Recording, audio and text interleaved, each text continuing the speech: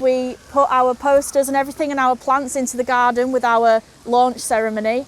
Is that sadly the posters were taken away by who we don't really know.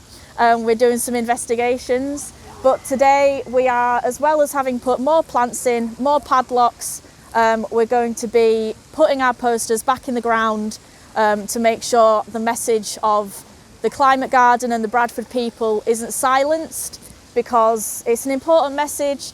It's one that the council and that Bradford City of Culture 2025 have endorsed themselves and have said themselves about communicating the climate crisis. So to keep that message out there and visible, we're going to put our posters back in the ground and hope that they stay there. All right. So hi, I'm Elaine. I'm a resident of Bradford. I work locally within Bradford. I'm a trade unionist and a general person who believes that we can have a better future. We're here because we've been planting a garden here in Bradford to highlight the need for to look after the environment and protect our world, but to do it as a community and to spread a hopeful message.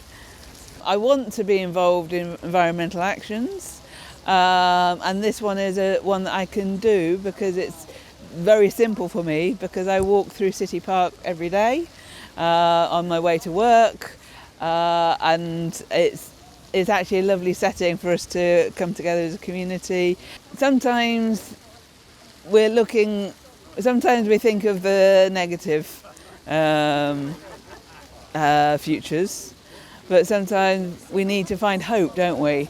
And I think doing things that are non-violent, doing things that are positive, is just simply planting some plants and then standing here and having conversations with people. I think that's a very powerful thing we can do. So I'm Rudy Simpson, and I've been here with all the others at the Climate Emergency Garden in Bradford, and I've just put in these 5 posters that are stating what the United Nations says, which actually is no different from what Greenpeace says, from what Just Stop Oil says. We're saying keep oil, coal and gas in the ground because it's burning those fossil fuels that is creating the climate catastrophe. It's human-made, that's absolutely accepted now. So it can be human-solved. It takes governments to do it. So, unfortunately, we put them in for the first time last week and they were taken out. So now we're saying, well, I don't know why they were taken out. I suspect somebody's a bit wondering whether it's right to have these posters in Centenary Square, but the council has a climate emergency policy.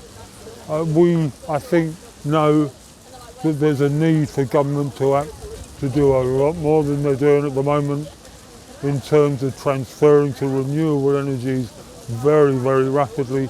And so we'll be putting these posters in the Climate Emergency Garden to declare and to invite others down to celebrate that action that's needed. So we're going to be here every Wednesday at 5 o'clock. Everybody's welcome to come down, and each time we're attempting to get speakers here or performers.